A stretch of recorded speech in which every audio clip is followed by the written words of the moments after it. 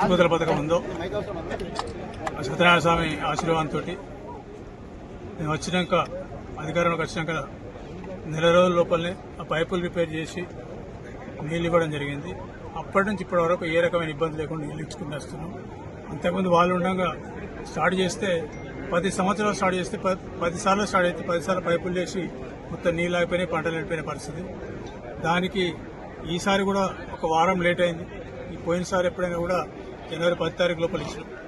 ఈసారి ఒక వారం లేట్ ఎందుకు అయిందంటే అక్కడ ఇదివరకు లాస్ట్ టైం వరదలు వచ్చినప్పుడు మొత్తం మునిగిపోయింది. మునిగిపోతే 3 పంటలకు నీళ్ళు లేని పరిస్థితి. దానికోసం అక్కడ బిల్డింగ్ కట్టి ఆ బిల్డింగ్ పైకి ఆ మోటార్లను షిఫ్ట్ చేసి ట్రాన్స్ఫార్మర్ అవన్నీ షిఫ్ట్ ఇవన్నీ చేసిన తర్వాత దాంతో కొంచెం ఆలస్యమైంది. ఒక 1 వీక్ ఆలస్యమైంది. కాకపోతే ఈ సంవత్సరం వర్షాలు బాగున్నాయి కాబట్టి పంటలకు ఇబ్బంది కాదనే ఉద్దేశంతో ఈ సంవత్సరం పెట్టుకుని రిపేర్ చేశారు. దానికి పెద్ద అంగమా చేసి మొన్న ఆయన పోయి మోటార్ చెప్తారట. మరి ఆయన టైంలో 10 సార్లు పైపులు లేచినాయి.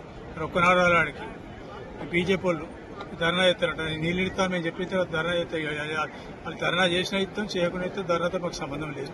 మరి 10 సార్లు మోటార్లు వేస్తే 10 సార్లు పంపులు వేస్తే 10 సార్లు పైపులు వేస్తే ఒక్కనాడు బీజేపీ పోలే మరి ఆడికి. అంటే అర్థం ఏంటి? వీళ్ళిద్దరు ఒక్కటే కదా. వీళ్ళిద్దరు అంటే మా దగ్గర కొట్లాడుతున్న ఇద్దరు ఒక్కటైనా సరిపోతలేరు.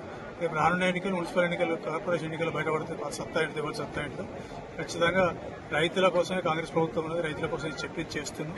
ఏది చెప్పినా వాళ్ళకి ఎన్నికల కన్నా ముందే హామీ ఇచ్చాను. 4 లిఫ్ట్లు అని చెప్పిన లిఫ్ట్ కూడా శాంక్షన్ అయింది. అది కూడా నాకు తెలిసి ఇంకో వారం 10 రోజులు టెండర్ అయిపోతుంది. ఈ వర్షాకాలం కాక మళ్ళీ వచ్చే వర్షాకాలం వరకు అది కూడా అంతే. సో దీంతో ఈ మన మంచిర్యాల నియోజకవర్గంలో 3 పంటలకు ఏ రకమైన ఇబ్బంది లేకుండా ప్రతి గుంటకు నేను ఇచ్చే బాధ్యత మాది. మాకు ఇంకోటి చెప్తే మేము చేయం. మా పని మేము చేసుకుంటూ పోతాం. మా పని ఎంతో రైతులకు ఏదో అవసరం మాకు తెలుసు.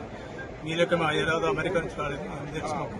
ఖచ్చితంగా దీనికి ధర్నాలు రాస్తారోకలు చేసి మేము ఉన్నాము, బీజేపీ బతుకున్నది ఇక్కడ అని చెప్పుకోవడం తప్పితే దానికి ప్రజల కోసం కాదు, రైతుల కోసం కాదు. రైతుల కోసం చేసినప్పుడు అప్పుడేం చేయాలి?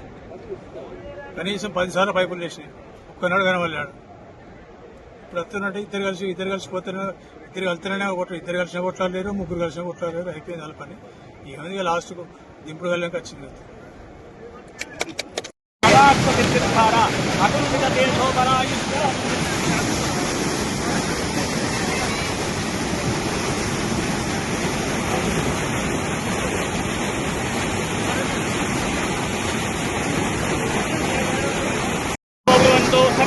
సత్యదేవ భగవానికి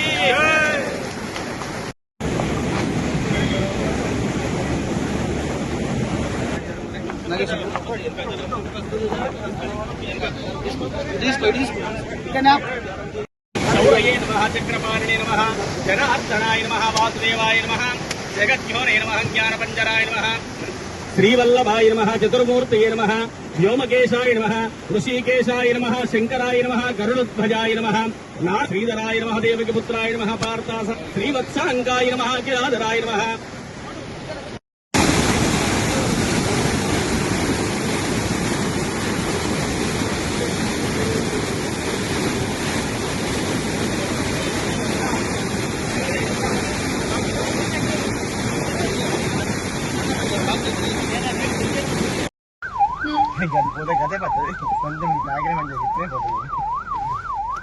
స్టేజ్ లేదు, బిజీ స్టేజ్ ఉన్నదా?